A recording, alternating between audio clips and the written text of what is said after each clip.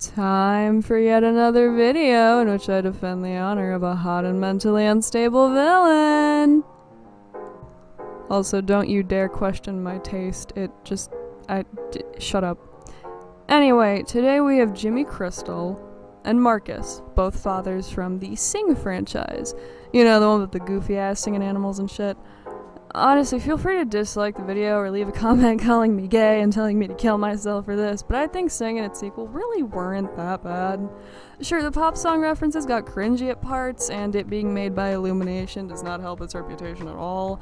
You know, for example, that this girl is on fire scene of the second movie, which I don't like to talk about it. But you know, other scenes make it work, like the first and second movie's audition scenes, or just the music showcases both movies featured as well. Like, music showcases were the plot of the entire both movies. But yeah, trust me, just give these movies a chance and you'll find at least like one song that you'll enjoy. In the first movie, I loved Scarlett Johansson's Set It All Free and like Taron Egerton's cover of I'm Still Standing. And like even the song that Ash and Lance sung at the beginning of the movie, which apparently has a full version on the soundtrack and is called I Don't Wanna, which is really cool. I didn't know there was a full version of that song. I thought it was just there. There's like a full version of most of the songs in this movie, no matter how like minor they are. As for the second movie, yeah, I fell in love with Halsey's cover of Could Have Been Me. Let's see, Bono and Scarlett Johansson's I Still Haven't Found What I'm Looking For. And, oh my god, especially Taron Egerton's A Sky Full of Stars. I also kind of liked Reese Witherspoon's cover of Break Free, but that's mostly just because of the contents of the scene rather than the song itself. I honestly don't really like Break Free that much. I like Ariana Grande, but that song wasn't really it for me. I'm getting off on a tangent here, but if you don't like Sing, that's fine. If you haven't seen either movie, that's fine. Again, if you want to leave a comment calling me gay and telling me to kill myself for liking an Illumination movie, that's fine. But please just listen to A Sky Full of Stars. It was amazing. Like, I got goosebumps from it. I'll leave a link to the song in the description. I'm actually begging you, please listen to this song. It's so good. Anyway. Sorry, I got way ahead of myself there. Right, okay, so before we actually get into the Crystal versus Marcus case, because yes, this is a court case now, I need to first compare and contrast characters from the first and second movies. Like, all the characters, not just these two. So let's talk about each character's individual problems. There's a bit of a theme with the first and second movie, where each character seems to have like their own thing going on. In the first movie, we have Buster Moon. I love him. A koala who's having trouble keeping his father's theater afloat. Ash, a teenage porcupine in an unhealthy relationship. Johnny, a teenage gorilla who has a passion for music, but who's also under pressure to help his own father commit crimes. Rosita, a hardworking pig mom who's like under the stress of raising 25 children because her husband is too stressed out from working to lend a hand. How the fuck did she have 25 kids? And they all look like they're about the same age. Is her pussy like okay? Anyway, finally, Mina, a teenage elephant with severe stage fright, and also the internet hates her.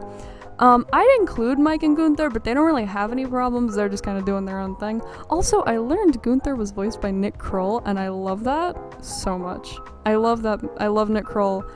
I can't get over the fact that fucking Gunther was voiced by him.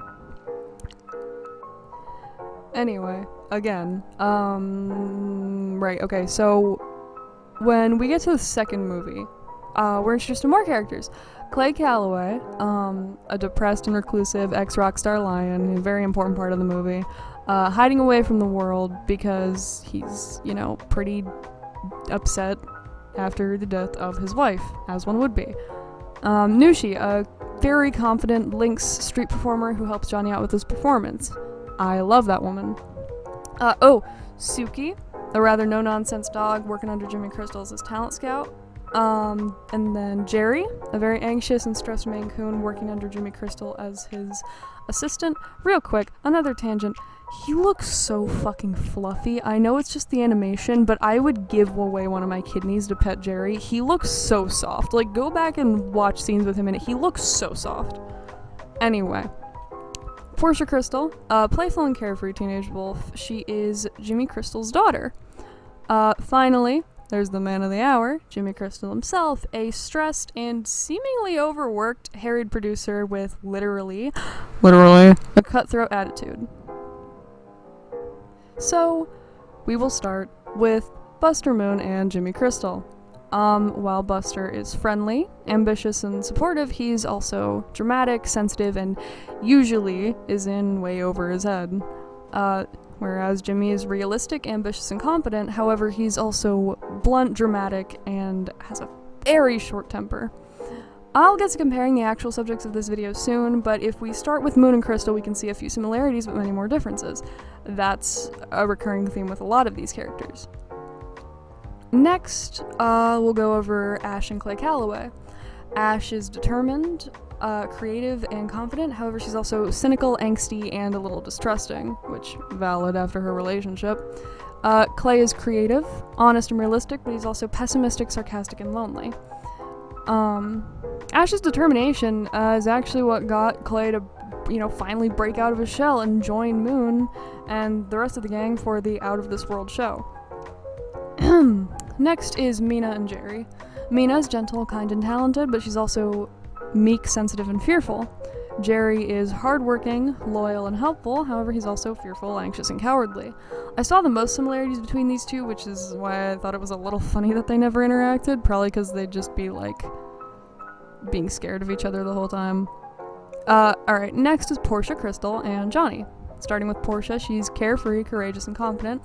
However, she's also very irresponsible, dramatic, and, I'm gonna be honest, annoying. She's pretty annoying.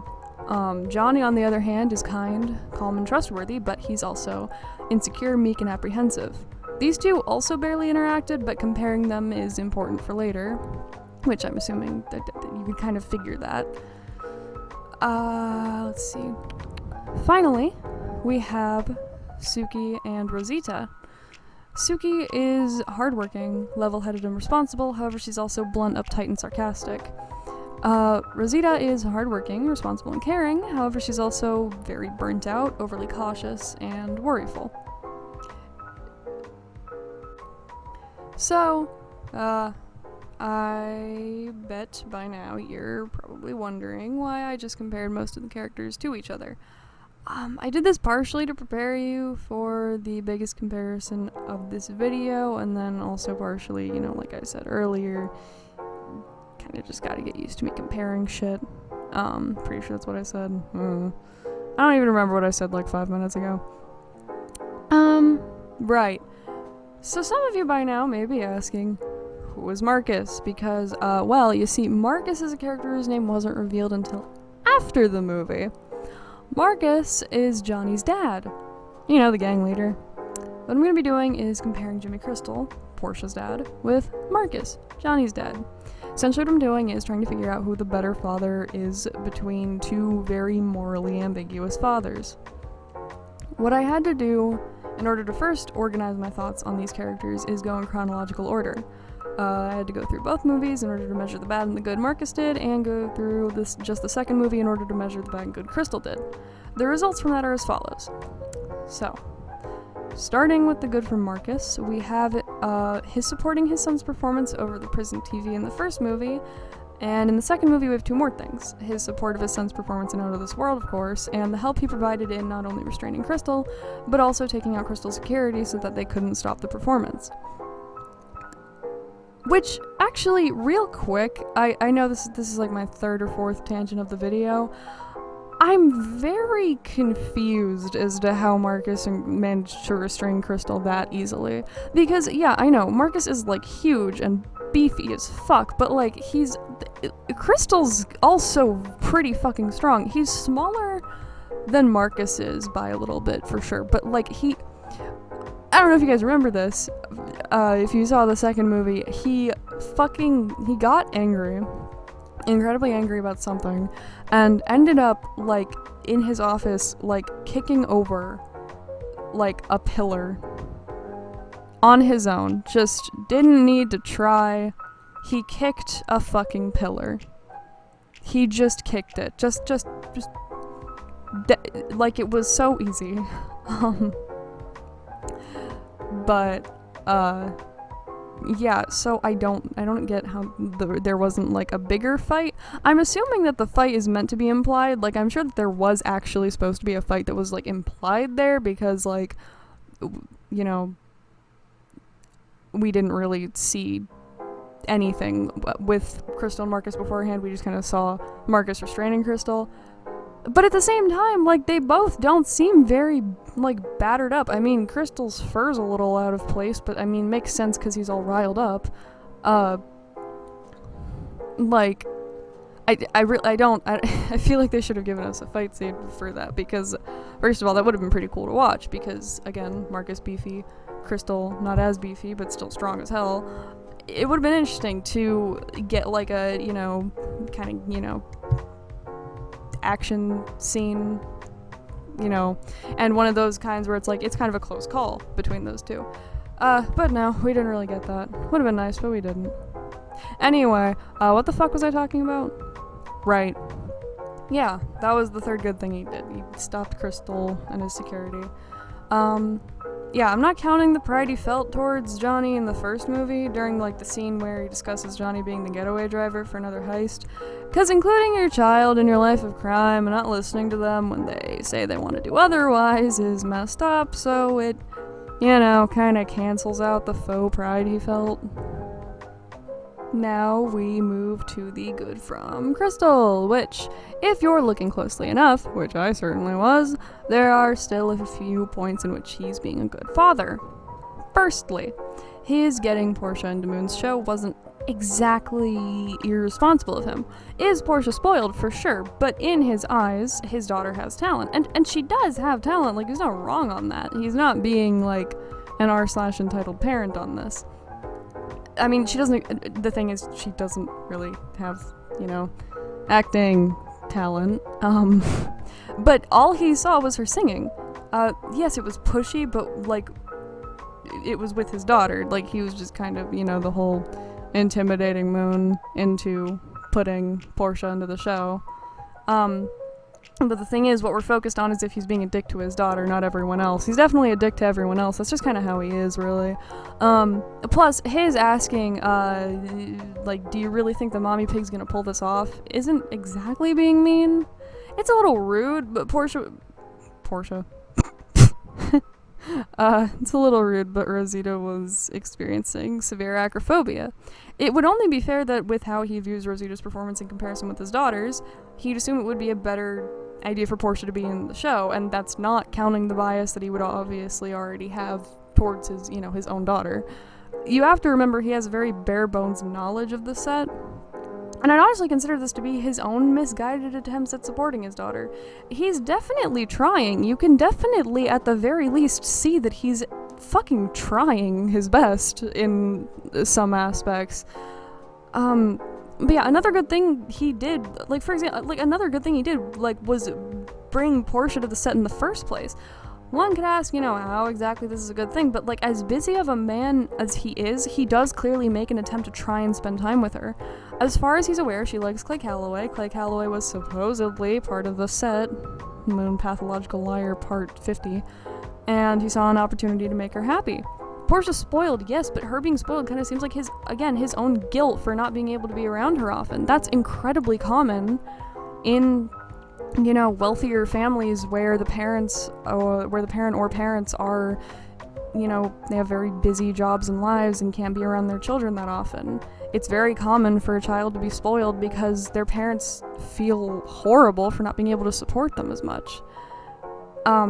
And I mean, think about how often we see him in the movie. Yeah, it is just a movie, so we only really see him when the scene calls for it, but it's still a short amount of time, especially for the supposed antagonist of the movie. And even still, we can easily infer that he's quite a busy man, since 40% of his screen time includes him being on his phone or doing some other work-related thing. And, like, when do we ever really see him relaxed? Like, I can think of 2 times. The first time was the faux relaxation in the office, when he was in his office with Moon, like right before he yelled at him about lying about the Clay Calloway thing, and the whole, you know, yelling at Moon, like walking onto the set and yelling at Moon, but, like, you know, he was joking about it. yeah, he's not often relaxed. He's often very, like, tensed up and shit. He's a very busy person. But I think it is important to understand that he was trying, and he did, at the very least, care about his daughter's general happiness. Like, that's the least a father can do. Finally, and this is something small, but he does try to interact with her later in the movie. After his outburst at her, he does attempt to say goodnight to her, but she doesn't answer. I mean, to be fair, though, he also called her a spoiled brat after she didn't respond, so, you know, there's also that, but, like, I don't know, man, give him a break. She kind of is a spoiled brat. It was mean, though. It was definitely mean, though. But to be fair, I feel like a lot of parents kind of talk shit about their kids under their breaths. From here, though, I did kind of... I wanted to rank what these two fathers did on a 1 through 10 scale.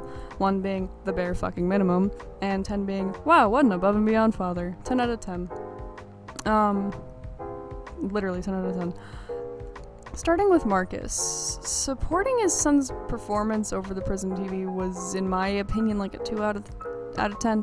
It's really just the least he can do, right? And I also don't count his breaking out of prison to see Johnny as a necessarily good thing, considering he endangered himself and possibly Johnny in the process. Breaking out of jail to see your kid doesn't make you a good parent.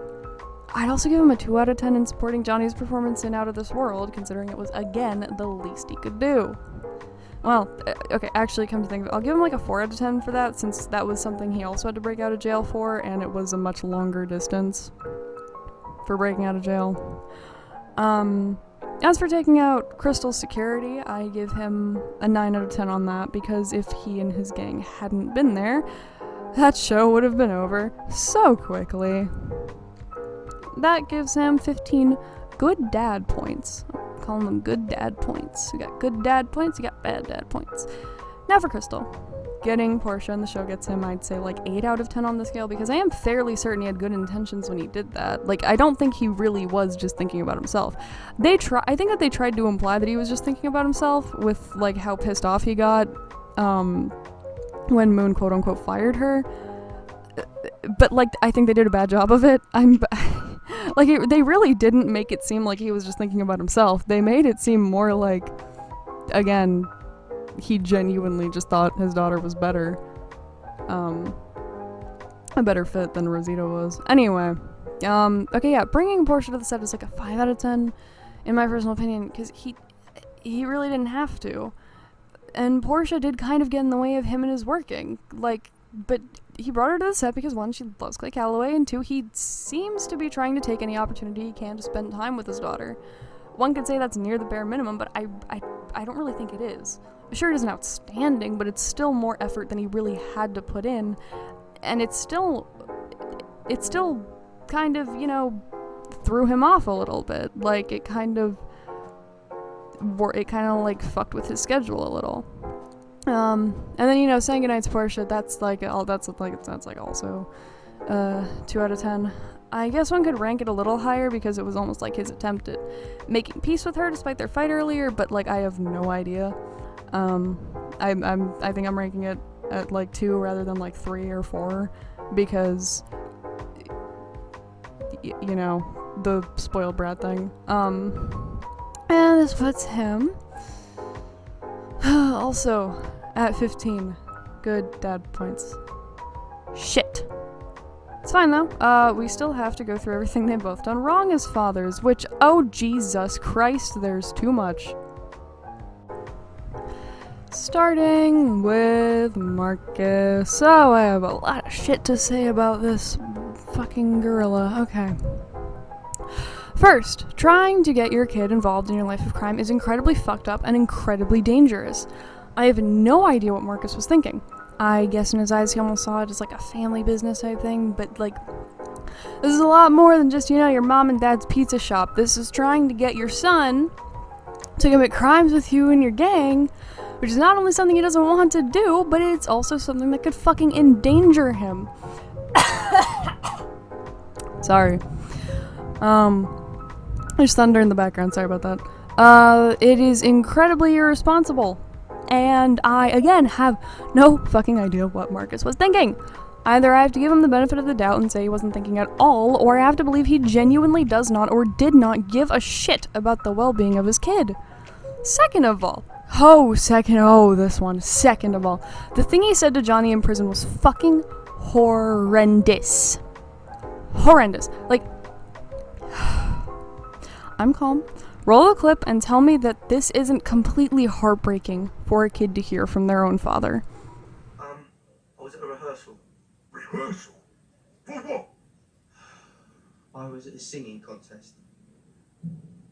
Look, Dad, I'm sorry. I just don't want to be in your gang. I want to be a singer. Singer? Look, Dad, no, it's okay. It's okay. I can get the final money. There's a prize. It's $100,000. How did I end up with a son like you, mate? You're nothing like me. You never were, and you never will be. Get you up, Dad. Wait, I'll get the money. I promise. That was horrific. All because his son wasn't able to be the fucking getaway driver for another one of his heists. Who the fuck says that to their kid?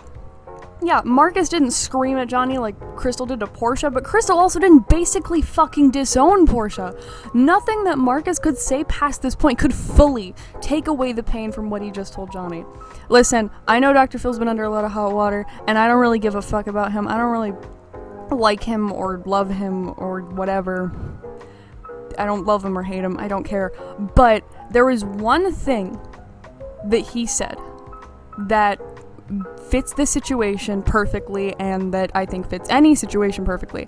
And it was something along the lines of, it takes 1,000 attaboys, 1,000 attagirls to offset one really big put down from a parent.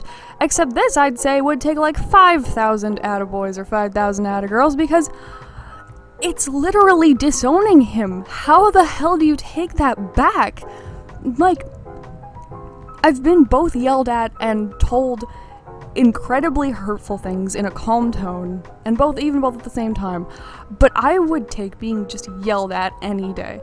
Even Crystal telling Portia that she embarrassed him enough, or saying that, now the whole world thinks I have a talentless loser for a daughter, doesn't compare to what Marcus said here.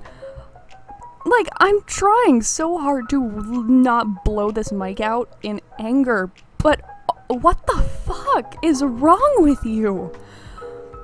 Okay, this is fine. Thirdly, this is the fact that this is the smallest one.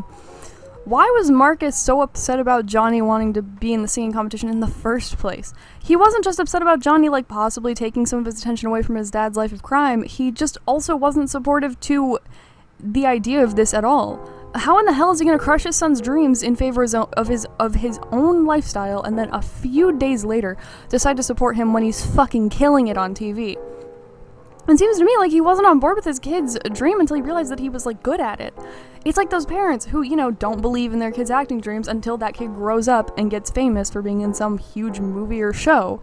It's just really superficial and shitty. Now, let's move on to Crystal, starting with the biggest thing he did, that being screaming at Portia. He fired my daughter? My daughter? Would you be quiet? You've embarrassed me enough. But Daddy... Now the whole world thinks I got a talentless loser for a daughter. Take her home. That was definitely very scary and hurtful. Again, I've been yelled at before to that extent, and it's something that can really scare a child regardless of their age. Especially with his breaking the TV in anger. He never directly harms her, and personally I think he never would even think of directly harming her, but his acting out in a volatile manner would instill fear like that in her, which may have been part of why she was crying so much. Crystal's a decently volatile person when he's angry. He never directly, strikes anyone, but he does get pretty destructive. I mean, okay, I don't really count him assaulting Moon, because Moon's mostly just, Moon's just, the whole thing was he was gonna try to kill Moon. Also, sorry, Discord just made a noise. Anyway, he does get pretty destructive, so it does make sense for her to be scared that he might hurt her, even if he's never done so in the past. And I would like to believe never would. Secondly, trying to kill Moon definitely affected Portia. Like, witnessing it happen would definitely traumatize her, and I think definitely did traumatize her. I mean, imagine if Rosita hadn't been there. Portia would have just witnessed her father kill someone. That's incredibly traumatizing for a child. Like, goddamn. And I say child, but and I know that she's not like, you know, she's not like 6, but like she is, I believe, 16 at the youngest. I think she's like 16. Finally, he didn't say goodbye back to Portia when she said bye to him while they were on set. It doesn't seem like much, you know, obviously, but she clearly looks a little upset about it. Like, something as small as just responding to her goodbye could go a long way, considering it seems like they can't really interact that much, again, due to Crystal's busy life. And now it's ranking time again. Starting with Marcus. Trying to involve your kid in your life of crime is, in my opinion, a full 10 out of 10. I haven't used a 10 out of 10 thus far for, like, anything, because I try to reserve 10 out of 10 for, like, the most extreme of the most extreme. But again, think about it. You are endangering your fucking child. These are, like, bank robberies. People get shot in bank robberies. People get killed in bank robberies. And not just the people getting robbed. The people who, like, commit the robberies in the first fucking place. Like, you know, police shootouts. That shit is very fucking common. You are endangering your fucking child, you moron. Second of all, disowning your child because you went to a singing competition and you got busted during another heist is a 9 out of 10. Not endangering your kid, but I could only imagine Johnny struggled, and probably still struggles in the second movie, with a lot of self-worth issues because of his own fucking father disowning him. And that's not even considering the fact that his dad is all that Johnny has. Johnny doesn't have a mom. Like, as far as we can tell, Johnny does not have a mother. Anyway, yeah, okay, finally. The only being proud of Johnny when he was doing good thing is, like, a 6 out of 10. Scummy, but it wasn't directly, you know, abusive. This gives Marcus 25 bad dad points. Way to go, buddy. Crystal's turn. You may notice I have a lot less to say about Crystal, which, you know, I honestly think that that's pretty telling. I don't have much to say regarding him because he didn't do nearly as bad as Marcus did, in my opinion. Say what you will about how good or how bad he is, but, like, God. Anyway, okay, yeah. So, yelling at Portia was an 8 out of 10. It wasn't as bad as disowning her, and he didn't endanger her in any way, so I don't consider it as bad as the shit Marcus did, despite the fact that the shit he did was kind of fucked. Well, okay. Let's bump that up to like an 8.5, just because I do think that, you know, he didn't try to endanger her. He didn't try to endanger her at all, and I don't think he'd even consider doing such a thing, but I do think that, you know, he kind of unintentionally gave her the illusion that he would have, because, I mean, think about it. If I was in that situation, and again, I've been yelled at in such a way where I thought, you know, I was gonna get hit or something. If you were in her shoes, like, you would definitely think that he was gonna hit you or something along those lines. Yeah. Okay, yeah, second of all, trying to kill Moon, in my opinion, is like a 9 out of 10.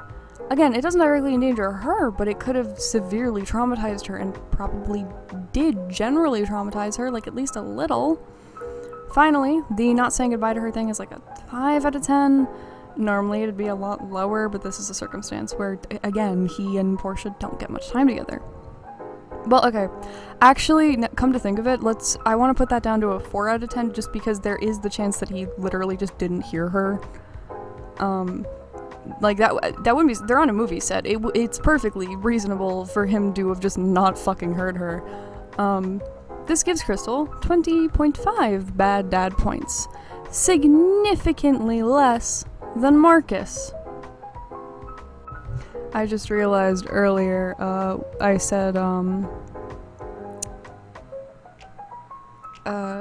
they were on a movie set. I mean, I guess I wasn't wrong. Like, it wasn't a movie set, like, it was for a musical, but it was probably still used for movies. Anyway, that's not the important thing. It's time for the fun little final thoughts portion of the video. Yay! Yay! I'm so tired. I'm so tired of all of this. I'm sick of this fucking gorilla. And just leave Johnny alone. He's so sweet. Anyway, say what you will about Crystal or Marcus. Defend one or the other, however you'd like. Hell, you can even feel free to accuse me of being biased, because I am indeed a filthy Jimmy Crystal simp. Shut the fuck up, don't question it. But I like Marcus as a character too. I just think that when it comes to being a father, Crystal isn't that bad.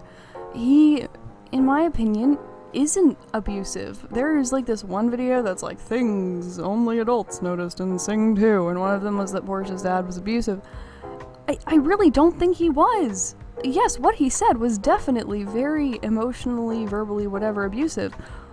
But I don't think he himself was abusive.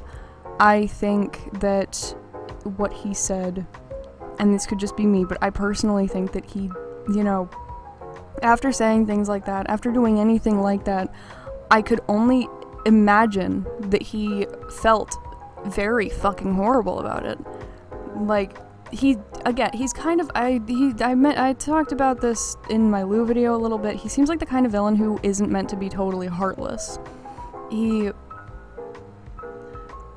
seems like he was meant to have some kind of emotion to him. You know, that primary emotion may have been anger, but I don't think that, you know, I don't think that he was just meant to be some heartless thing. I do think that he was either meant to have emotion or he does have emotion, because again, we don't get much out of him in the way of, you know, more heartfelt things, but I do really think that to me, he came off as enough of an emotional person, or just enough of a, you know, not horrible character, or not horrible person, to where I feel like I can only imagine he was probably, you know, incredibly guilty after saying those things to her. And, you know, you could say, like, well, why didn't he show that as much in the movie? Well, to be fair, he also doesn't seem like the kind of person who's very good at apologizing. I'm not good at apologizing. I try, but I'm not that good at it. And I feel like he's the exact same way. I'm sorry, he seems exactly like the kind of person who is horrible at apologizing. But yeah, maybe the creators wanted him to come off as abusive, but honestly, I didn't even get the impression he was an antagonist until like halfway into the movie.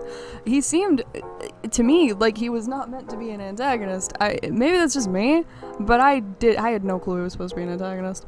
And even then, I was still hoping that they would give him some kind of redemption arc. Like, I was so sad when he was just arrested and like never spoken of again.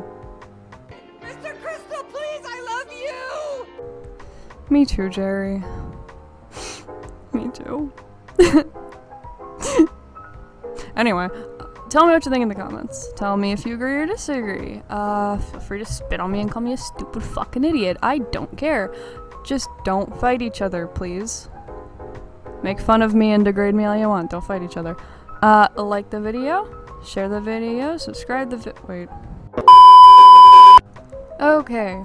I think that's all the shameless self-promo I have to shove down y'all's throats this time around. For the record, school is about to start back up for me at the time of scripting. It is currently August 12th of 2022. It's also 2:17 p.m. Eastern Standard Time, if any of you care. At the time of me reading this. So, school starts, like, in 3 days for me. So I might have a much less consistent schedule than my already not at all consistent schedule. So, but I'll try my best. I will try my best. I really do like making these videos. I think I'm gonna start doing villain defenses like these a lot more often. Not only did I get a lot of traction out of the Lou one, but I also just think that, like, I have a better time, you know, just talking about things like this. I'm very passionate about just defending villains who I think deserve better. I'm passionate about a lot of things. I think I should just honestly write more scripts about things that I'm passionate about, because I tend to just do a lot better with those. I feel like that's a rule of thumb, honestly. But yeah, have a good day, or night, or afternoon, or evening, whatever time it is for you. Bye, bitch.